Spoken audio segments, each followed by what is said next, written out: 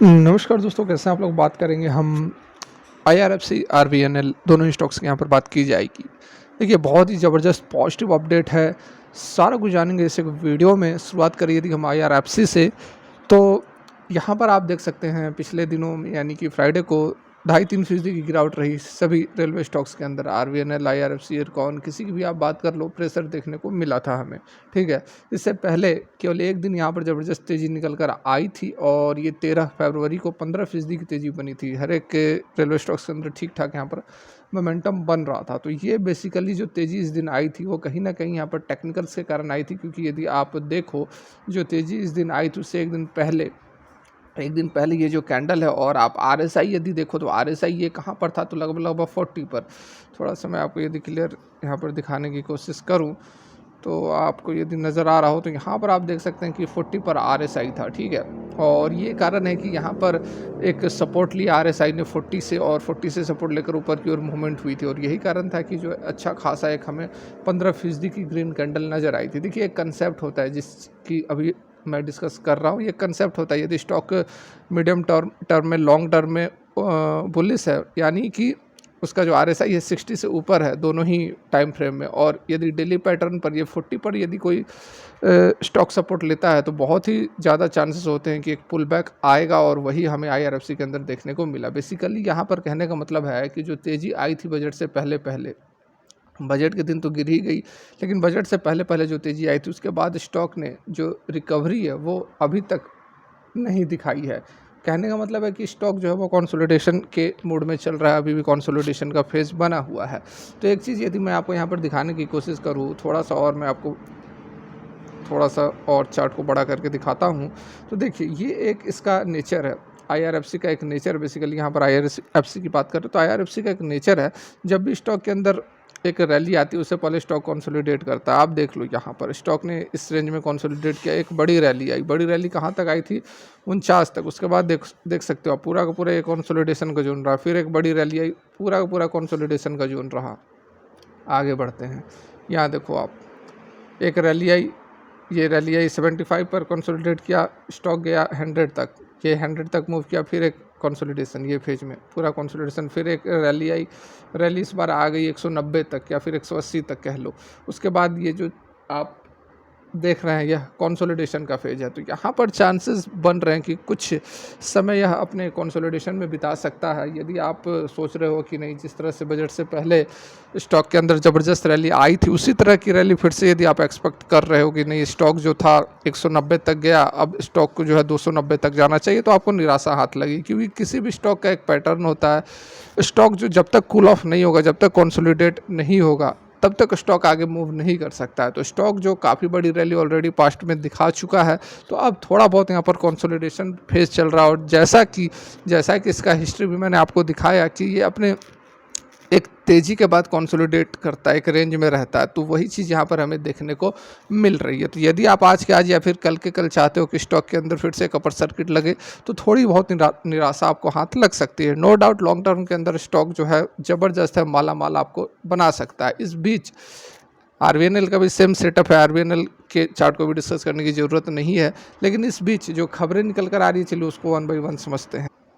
तो सबसे पहले यदि हम आरवीएनएल की बात करें तो देख सकते हैं, ये खबर भी आप देखिए, बिल्कुल लेटेस्ट और जेन्युइन अपडेट आप लोग के लिए मैं हमेशा लेकर आता हूँ, और ये आप अपडेट देख सकते हैं। खबर भी कब की है, तो 18 फरवरी 12:05 की लेटेस्ट अपडेट, अभी अभी की अपडेट निकल कर आ रही है, जिसमें बताया गया कि आरवीएनएल का जो ऑर्डर बुक है वो 65,000 करोड़ टच कर चुका है। Plans to add foreign projects. ठीक है, कंपनी जो है वह फॉरेन प्रोजेक्ट्स यानी कि विदेशी जो प्रोजेक्ट है, यूएई स्पेशली वेस्टर्न एशिया की तरफ से भी यहाँ पर कंपनी को प्रोजेक्ट्स मिलने वाले हैं, कंपनी देख रही है। ठीक है, देखिए, पब्लिक सेक्टर अंडरटेकिंग आरवीएनएल्स का जो ऑर्डर बुक है वह 65,000 करोड़ तक पहुंच गया। 50% जो है वह रेलवे के प्रोजेक्ट्स है और बाकी अदर प्रोजेक्ट्स हैं। RVNL is also looking for new project in offshore market including Central Asia, UAE, Western Asia की तरफ से भी वो प्रोजेक्ट्स देख रहा है।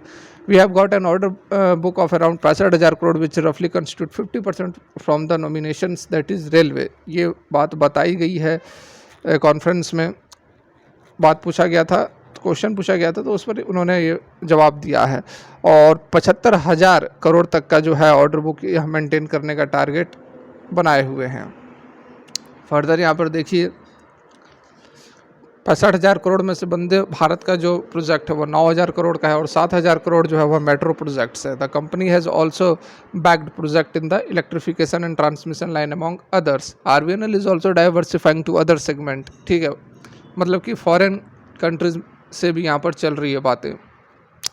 On growth plan in offshore market, the management said the company recently participated in PPP, मतलब कि पब्लिक प्राइवेट पार्टनरशिप में इन्होंने पार्टिसिपेट किया है। कहाँ पर हुआ था? तो बोत्सवाना में हुआ था। Which has been shortlisted officers are being set up in some other neighbouring foreign countries. तो कहाँ कहाँ पर बातें चल रही है? तो यूएई में चल रही है, सेंट्रल एशिया में चल रही है, वेस्टर्न एशिया में चल रही है।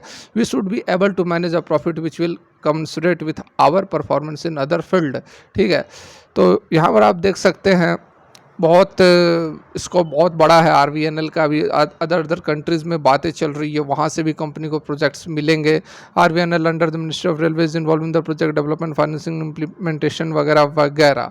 ठीक है, तो एमओयू भी यहाँ पर जो है वह साइन हुआ है, देख सकते हैं। Kazakhstan of 4 projects we had signed an MOU and we had submitted the detailed project report for the ब्लैंकेंची एंड कारा कैच लाइन। वहीं की यह लाइन है भाई, पता नहीं कौन सी लाइन है, ब्लैंकेची जो भी है।